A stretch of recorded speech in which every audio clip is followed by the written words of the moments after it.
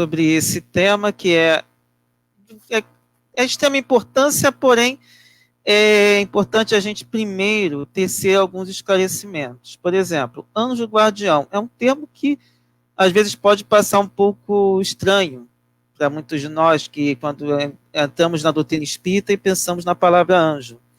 E anjo está muito ligado à questão de espírito puro. E como eu sei que muita gente também estuda, mas às vezes sempre se atrapalha um pouquinho, eu vou compartilhar com vocês uma figura que eu usei em uma palestra há um tempo atrás, que é exatamente essa daqui. Não sei se está claro para todo mundo, se está bem visível, mas eu vou deixar aqui para ficar mais fácil para vocês verem, que é a primeira ordem, é a escala espírita, como muitos de vocês já conhecem. Quem não conhece fica sabendo agora, e quem puder depois dá uma olhadinha lá no Livro dos Espíritos. A primeira ordem é a classe de espíritos puros, ou seja, aqueles que já alcançaram a perfeição, que é basicamente como nós consideramos o caso de Jesus Cristo, nosso governador. E quando no texto fala de espírito superior, a gente está falando de alguém da segunda classe, alguém que ainda não é um espírito puro, mas está bem próximo, está na portinha ali de chegar à categoria de espírito puro, que seria esse espírito superior. Já os outros podem estar em quaisquer dessas classes. Não sei se também teríamos alguém da terceira ordem. Temos desordeiros também da terceira ordem, muitos de nós estamos nessa. Mas, basicamente, nesse meio da pirâmidezinha aí, no meio desse triângulo, nós temos a segunda ordem. E aí você tem os espíritos superiores. Tem também a sabedoria, os sábios, os... Infelizmente, deixa eu ver aqui porque está difícil para eu ler. Benevolentes. E nós, da terceira ordem, somos batedores e perturbadores, neutros, pseudo-sábios, levianos e impuros. Muitas vezes somos mais batedores e debatedores, né? Mas, na verdade, a gente tenta fazer o melhor possível a partir daqui. Então, voltando com a nossa frase, para a gente não se perder, e eu sou craque, às vezes, em me perder um pouco nos meus raciocínios, então nós temos, de novo, a frase aí, para lembrar dessa questão de ser um espírito superior. Ele está num patamar muito elevado em relação a nós. E ele cuida de nós também, só que certamente não deve cuidar só de nós exclusivamente, deve cuidar de um grupo muito grande. E por isso que temos, com certeza, outros irmãos que na sequência vão chegando até nós, até chegar naquele conselho que chega no ouvidinho, naquela orientação que de repente chega, opa, ideia brilhante, né? Mas na verdade a ideia não é sua. E aí tem esse problema também que às vezes acontece, que a ideia não é sua, é de alguém que te soprou ali no ouvidinho. E a gente está ali ainda achando, se achando, que na verdade a gente não pode se achar, muito pelo contrário. E, como ele mesmo falou aqui, não são menos bons e magnânimos, contamos entre eles amigos e parentes e até pessoas que não conhecemos na existência atual. E aí, esse alerta que Kardec nos traz é basicamente para lembrar que a forma pouco importa. Tem gente que atribui nome ao seu protetor, e está nem aí. Você pode chamá-lo de qualquer coisa. O importante é você, antes de tudo, ter o sentimento. E é interessante que essa explicação resumida que Kardec coloca no início de cada prece é uma forma de remeter ou resumir a tudo que ele conseguiu publicar anteriormente. A gente usa muito o estudo do Evangelho, especialmente em casa, mas a gente nunca pode esquecer que antes do Evangelho segundo o Espiritismo, tivemos o Livro dos Espíritos e o Livro dos Médiuns.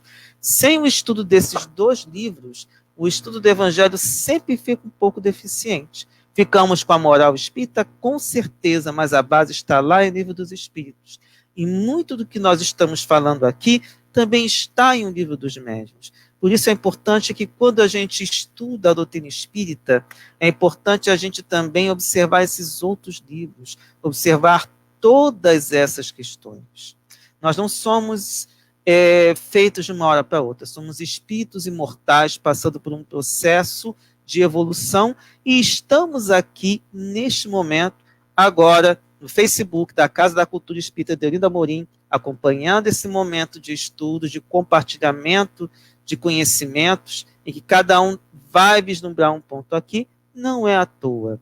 E se você chegou depois e e encontrou esse vídeo aqui, também não foi à toa. Algo te chamou a atenção. E é importante que a gente tenha essa certeza, e é uma coisa que eu sempre falo para todo mundo: ninguém está abandonado. Por pior situação que a pessoa se encontre, ou pior situação que a pessoa se veja, na situação mais humilhante ou na mais difícil possível, ninguém está sozinho. Eu posso estar no banheiro, eu posso estar no deserto, eu posso estar numa mansão isolado, como nós estamos aqui, estamos isolados, ninguém está sozinho.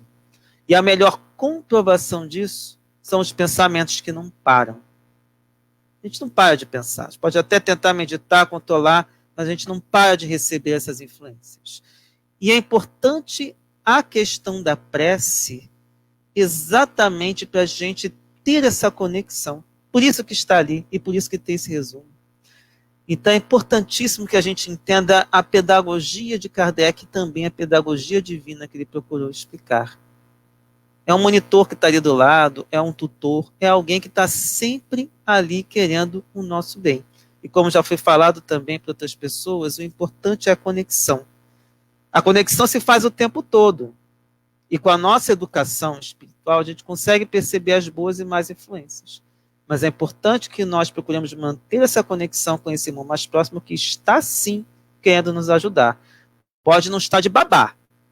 Que, afinal, muitas vezes, o que a gente faz, né? Ah, tropecei, meu espírito protetor não me avisou. Onde é que ele estava? Ele não é babá.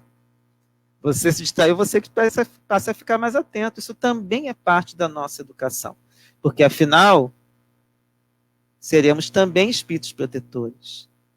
Não podemos nos esquecer disso. Porque a nossa missão é de evolução. Hoje, por exemplo, muitos de vocês têm a função de pai, função de mãe, função de irmão mais velho, uma função de tutor, uma função de chefe. Daqui a pouco você vai estar com, de repente, uma dezena, centena, talvez milhares de pessoas para você gerir de alguma forma, você ter como orientar.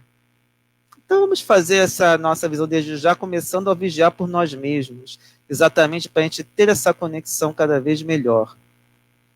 Por fim, eles nos assistem com seus conselhos, daí esse diálogo interno que a gente fica muitas vezes, e não raro intervindo nos atos da nossa vida. Eles vêm trazer a proposta, só que essa intervenção deles não significa a supressão do livre-arbítrio. A última decisão sempre é nossa. Então não adianta culpar ninguém. A nossa decisão sempre é final. E os espíritos respeitam, assim como Deus também respeita. Por isso que a gente vê tanta besteira ainda. Porque antes de mais nada existe a pedagogia divina que respeita o livre-arbítrio. E como nós sabemos, como reencarnacionistas que somos, o que você não resolveu hoje, resolverá amanhã. Se não for nesta encarnação, será na outra. Mas quanto antes melhor. Vamos aproveitar.